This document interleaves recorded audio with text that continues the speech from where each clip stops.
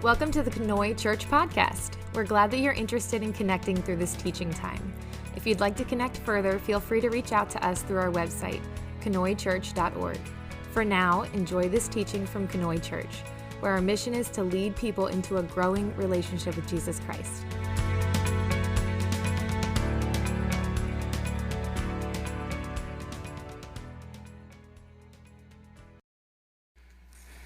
Friends, we are in Daniel, continue to be in Daniel this morning. Daniel chapter 3. So, if you would like to be in a physical Bible this morning, I encourage you to grab it, open it up to Daniel chapter 3. And if not, that's cool because we're going to have it on the screen for you. So, well, screen, wall, whatever. You can read it there this morning as well. This morning, when we read Daniel 3, one of the things that we're going to see is that our main characters shift. Up to this point, we've been reading stories about Daniel. And today, we shift to Shadrach, Meshach, and Abednego. Daniel is not even in the story of Daniel chapter 3. However, one thing to remember is that Shadrach, Meshach, and Abednego, they have the same sort of backstory as Daniel. They were taken from Judah as exiles, just like Daniel was. They were given a special sort of royal education, just like Daniel was. And if you think of it this way, they kind of graduated top of their class, just like Daniel. And so they met with the king, and the king favored them. They were, elevated. Like, whoa, man, these guys are so wise, they're so good. They're wiser than all the other wise men that have kind of come through this educational system. And so they were elevated to high positions, just like Daniel was. And so in chapter 2, when Daniel was, went before the king, and he had this sort of bad dream, and the king was like, not only do I need someone to interpret my dream, but I need someone to tell me what my dream was. Daniel went to Shadrach, Meshach, and Abednego, and they prayed together about that dream. And so we've seen them show up in each chapter so far, but they haven't been the main character.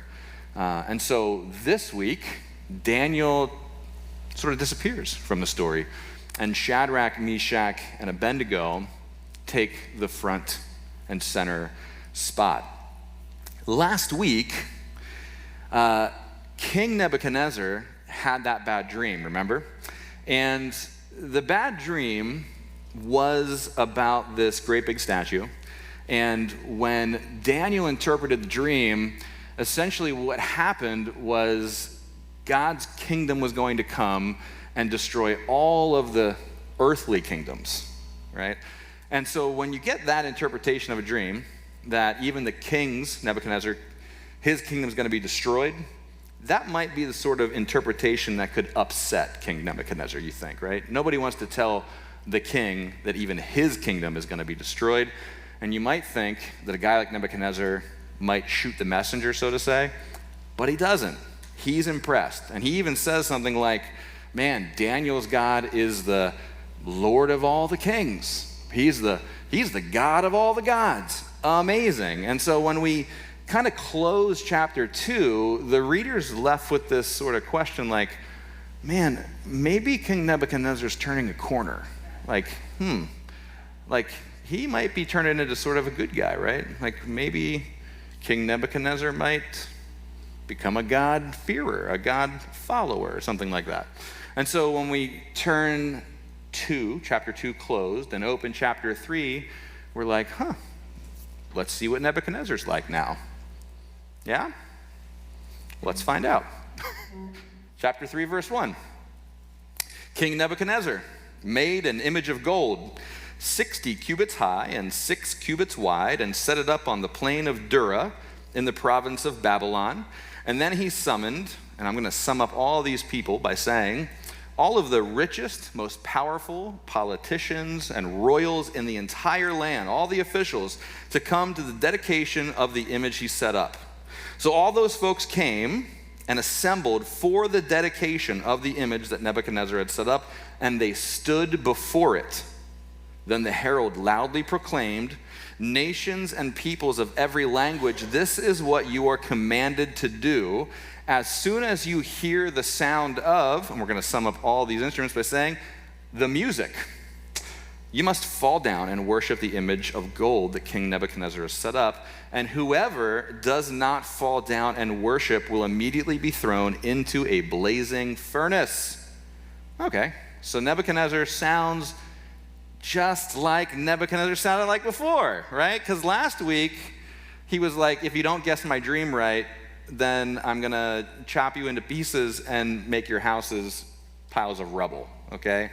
So he sounds like the same guy. Yeah? Okay. He literally was just like, Daniel's God is the God of gods and the Lord of kings. Does it mean that that wasn't a real proclamation? Right? No. It doesn't mean that wasn't a real proclamation. He had a real experience. Yeah? There's a lot for him that he'd have to unpack. He's the king of Babylon. He's got all sorts of Babylonian stuff. Idols, gods. He's the king. Pretty violent.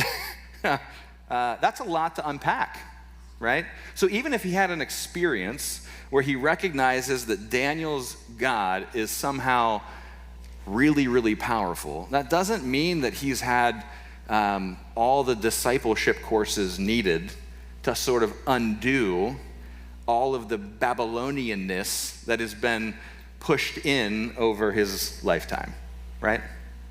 So it doesn't mean that his proclamation that Daniel's God is incredibly powerful and is the God of gods was not real. But we do know that Daniel, Shadrach, Meshach, and Abednego, they do come from Judah. And they would know that this idea of a gold statue would be a direct violation against their God, right?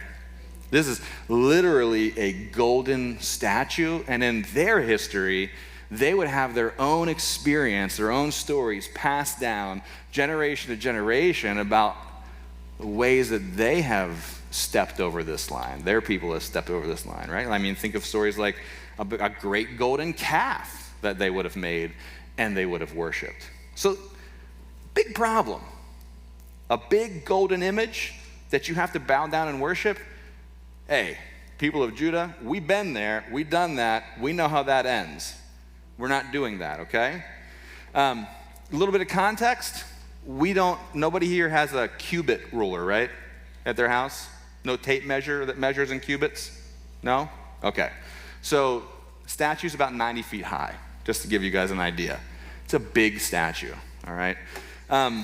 Some people think that the statue is supposed to look like Nebuchadnezzar. The text doesn't say that. So it could be a statue that looked like him. It could just be a big old statue. It looks like a man. The text just said idol. It's the word salam, and it just means idol. So you can picture it however you want to picture it. I don't think you're wrong any way you want to picture it.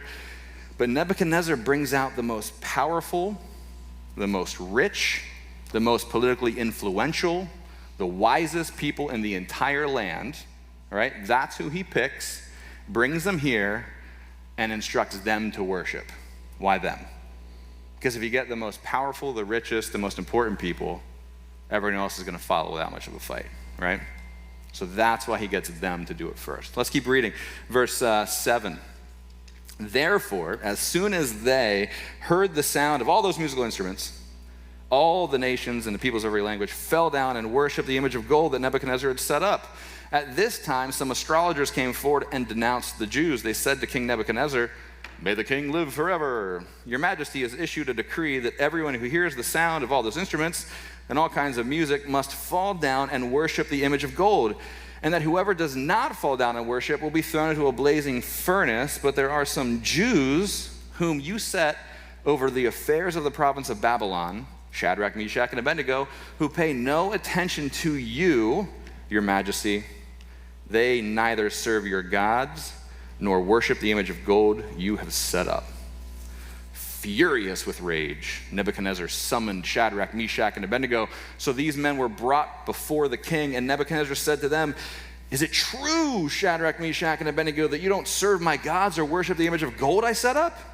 Now, when you hear the sound of the music, if you're ready to fall down and worship the image I made, very good. But if you do not worship it, you will be thrown immediately into a blazing furnace. Then what God will be able to rescue you from my hand?" We'll just pause there.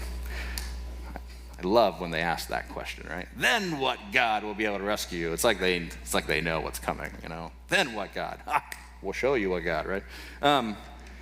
It should be pointed out, though, right? Nebuchadnezzar made the rule before the issue happened, right? So he wasn't trying to trap a particular person or three people. He didn't make the rule to trap Shadrach, Meshach, and Abednego. And isn't it interesting who came forward to tell on Shadrach, Meshach, and Abednego? Do you remember last week we were talking, and one of the things that we pointed out specifically that Daniel did last week is he saved the wise men, the astrologers, right? He went out of his way to make sure that they did not get killed when he read the king's dream. And who is it that points out who doesn't bow down? The astrologers, the wise men, okay?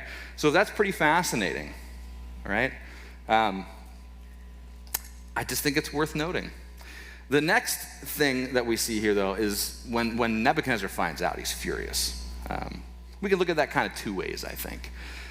One way is we see Nebuchadnezzar as the same sort of angry, explosive, burning anger that we've always seen from Nebuchadnezzar. From the very beginning, from the first time we met him. We looked, when we did Daniel 1, we looked back at 2 Kings to see how in the world did these guys even end up in Babylon, right? And we met Nebuchadnezzar attacking Judah, and we found out he's been a pretty violent guy the whole time. He's done some pretty rough stuff his whole life. And so we find him making a law about you don't bow down, thrown in a fiery furnace. Last week, you can't tell me my dream, you're chopped up into little pieces, and I'm reducing your house to rubble. When he attacks Judah, he does crazy things to the kings, right? I mean, this is a guy who is pretty violent. He's got a bad temper, and so we could look at it like it's just more of Nebuchadnezzar. When somebody shows you who they are, believe them when they tell you that, right? But here's another thing.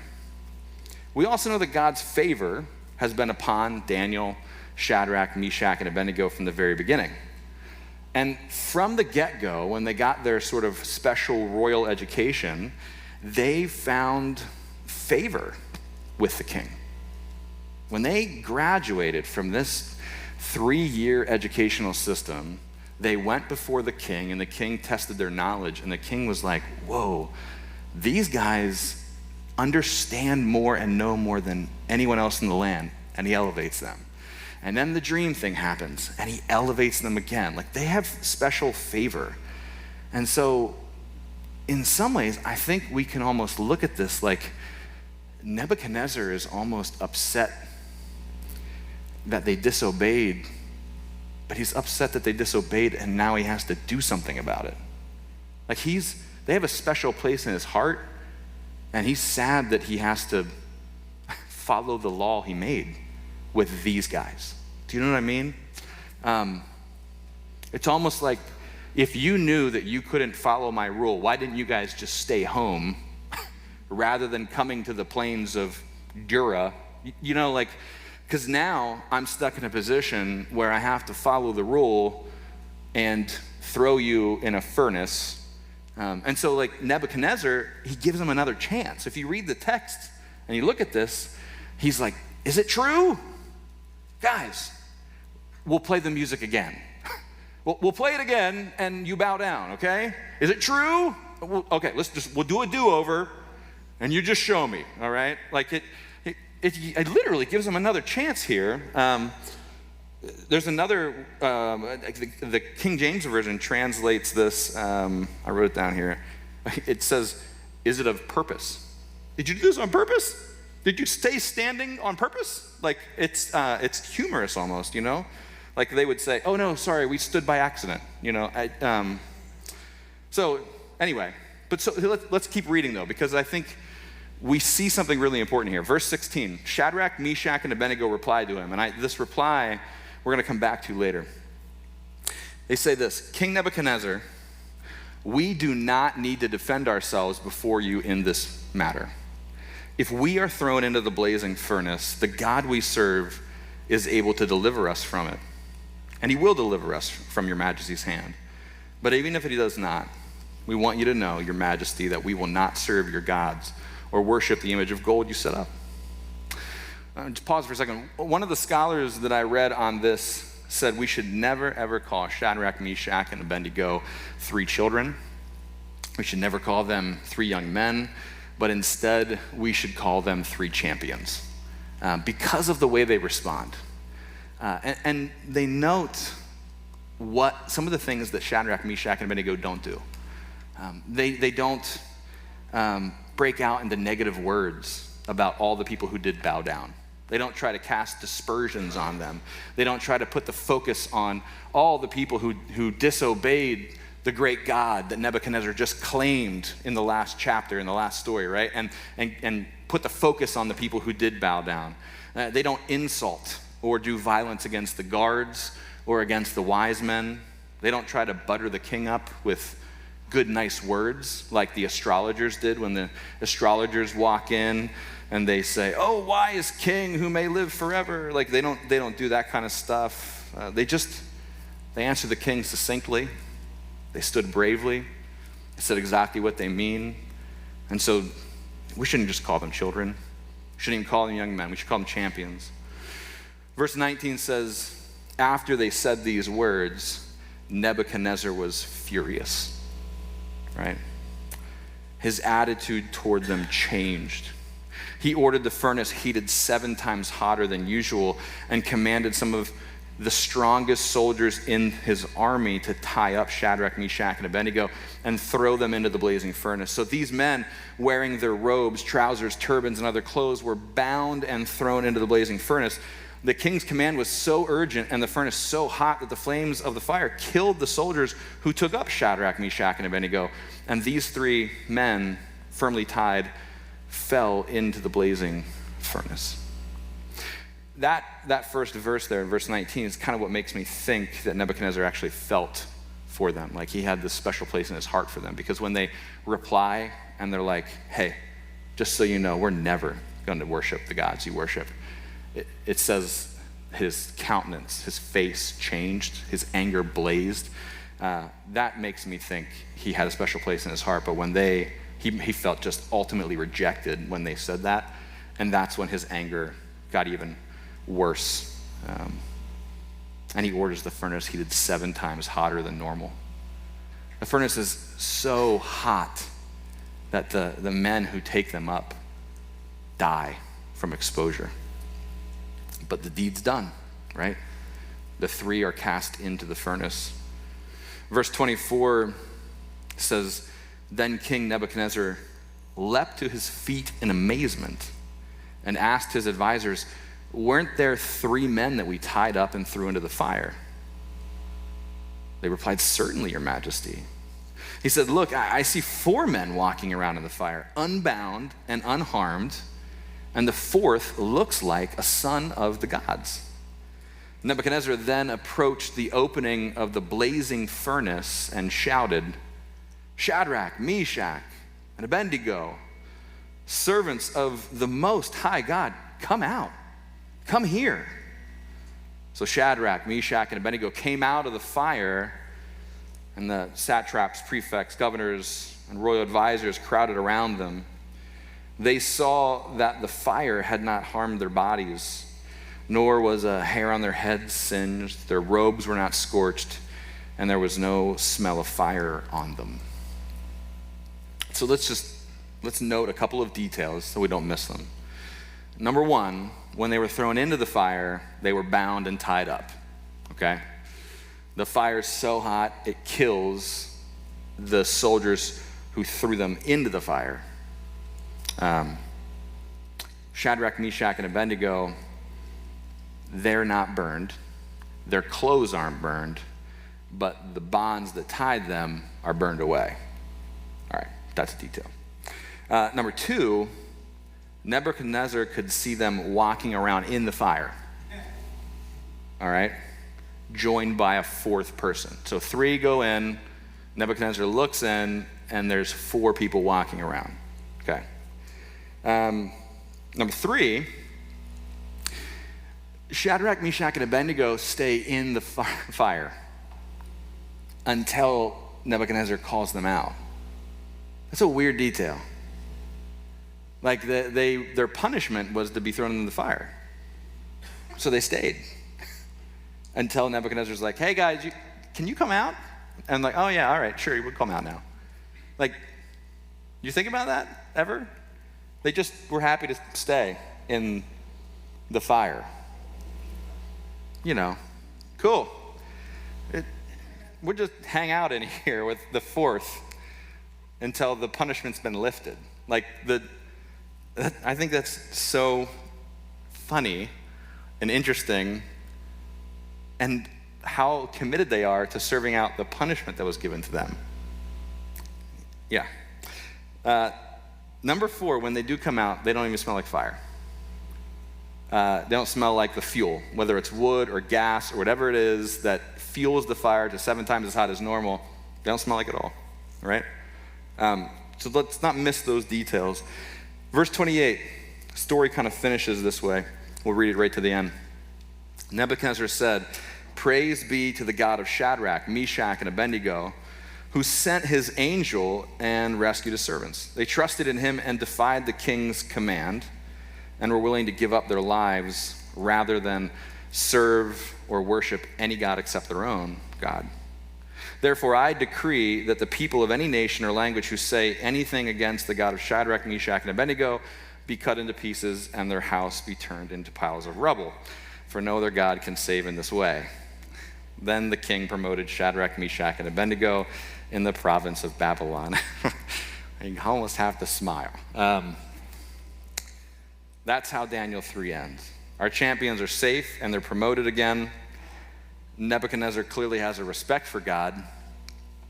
He's also clearly sort of the same violent king he was before those encounters with God, because he's still talking about chopping people up and reducing their houses to rubble. God's not done with Nebuchadnezzar, though, is he? Because Nebuchadnezzar is still at the center of these experiences. One of the things we talked about before was like, there's nobody who is outside of God's reach. Nobody's position places them outside of God's reach. God's not done with Nebuchadnezzar. So he still has time to change. Will he change? Will any of these experiences reach Nebuchadnezzar? And I think, whether you're reading ahead or not, I don't know. But that's what we're left to wonder at the end of chapter 3 is like, is this going to get a hold of Nebuchadnezzar or not? The way we are ending each of these lessons is asking the question, what do we do with Daniel 3 in our lives? And Daniel 3 feels like a long story. And I didn't really feel like there was anything we could cut out on a Sunday morning, because it's a little long, but it's not so long that there's stuff you can cut out without getting the rest of the story. One way to look at Daniel 3 is a lot like Daniel 1. There's lines that we have to draw in the sand and say, look, I'm not willing to cross this line. And we said that in Daniel 1, right? The line in Daniel 1 was about food and drink. They weren't willing to cross that line.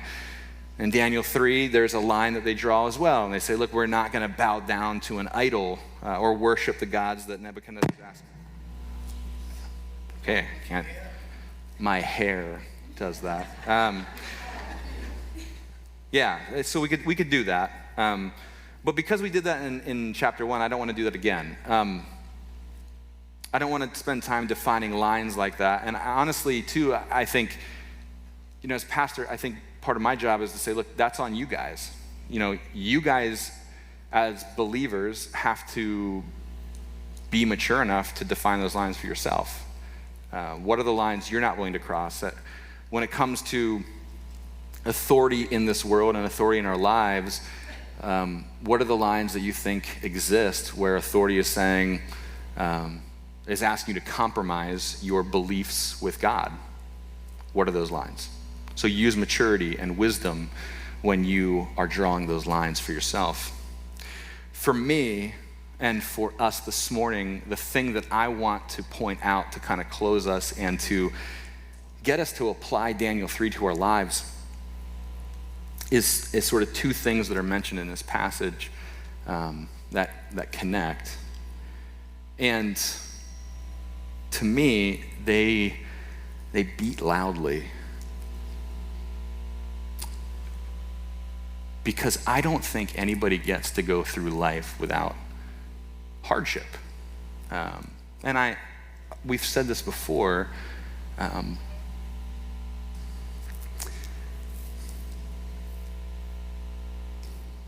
when I think about the furnace in this story, I think the easiest, most direct correlation is persecution, right?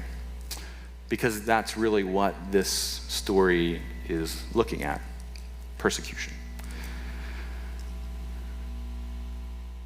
I think it's rare that you and I will go through persecution.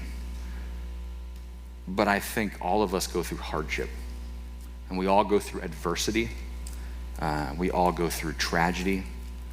And I think the furnace can easily represent those things as well. And I think there are lessons to draw out of Daniel 3 that will help us in that. If you go back and look at how Shadrach, Meshach, and Abednego respond to the king, I think this is, at this time in my life, at this reading of Daniel 3, I think this is the most important verse that I can pull out. They say these words, "If it be so, our God whom we serve is able to rescue us from the furnace of blazing fire, and he will rescue us from your hand, O king. But even if he does not, let it be known to you, O king, that we are not going to serve your gods, nor worship the golden statue that you have set up."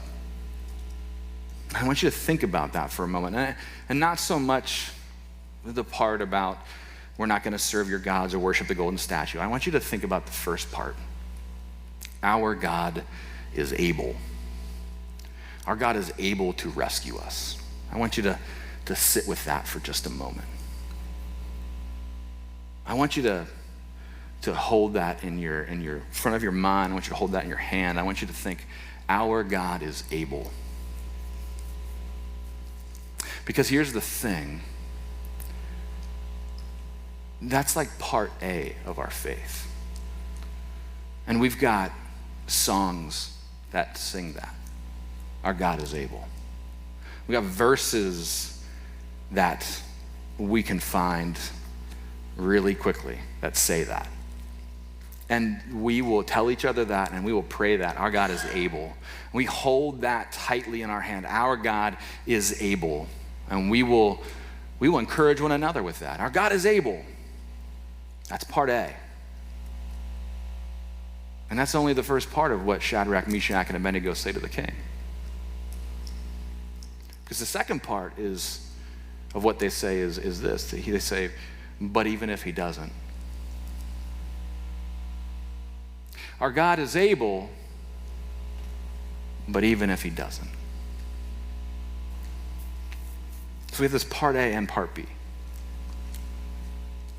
Now, if you've been here for a number of years, you know my story. I've lived some life where it feels like God hasn't always shown up. Or I've prayed for some things and it feels like God wasn't always listening. So I've struggled sometimes, and I'm being honest with you. So I asked this question next from a place of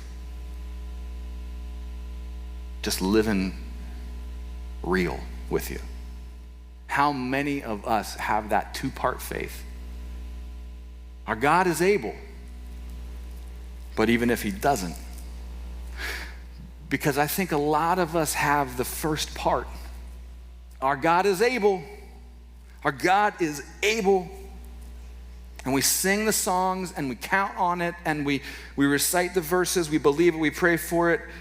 And that one part faith is encouraging and it's easy and it's fun and it's uplifting and we can ride it high. Our God is able, until adversity and hardship and sickness and tragedy and pain and persecution and death hits us. And then the our God is able turns into, God, where are you? Right? If we've never built that second part, that part B faith. That second part is so important. It's so important to our faith.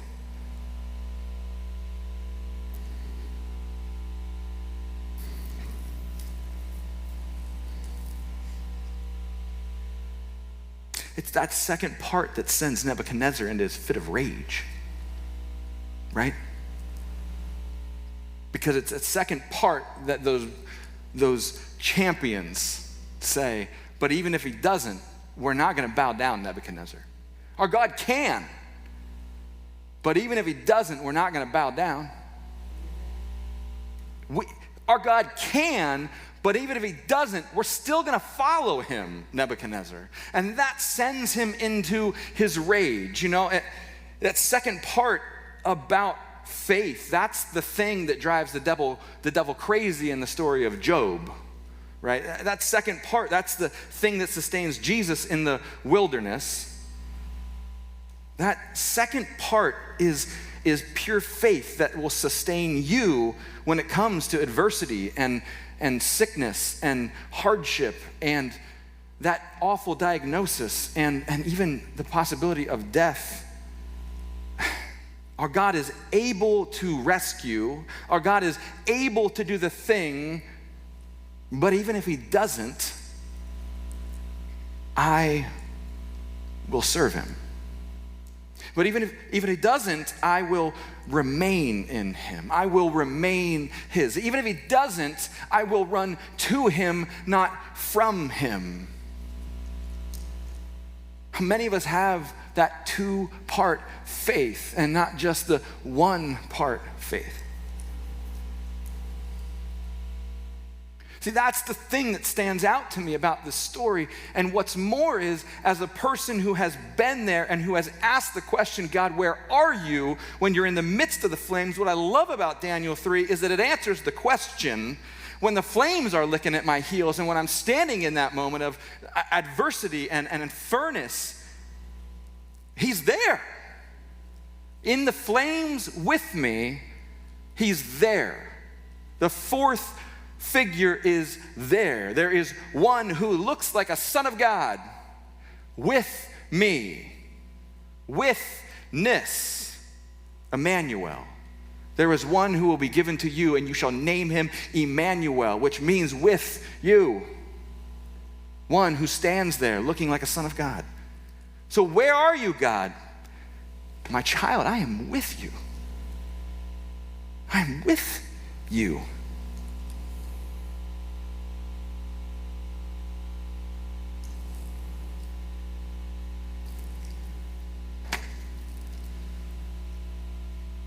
There's no promises that the life that we live is going to be easy. And there's no promises that a life that we live when we follow Jesus is going to suddenly make it easy.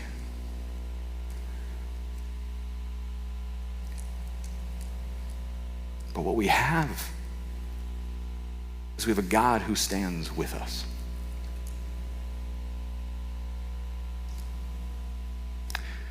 We have one who can rescue us. We have a community of people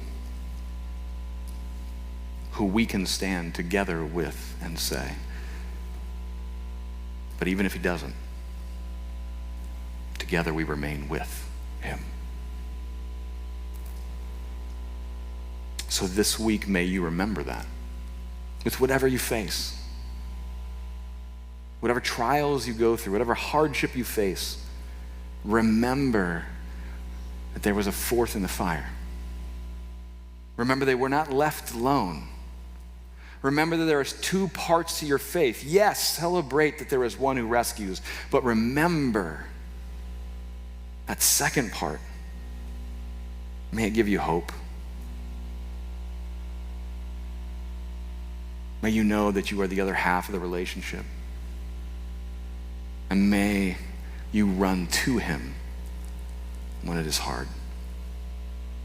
And know that he calls you his own. Amen? Amen.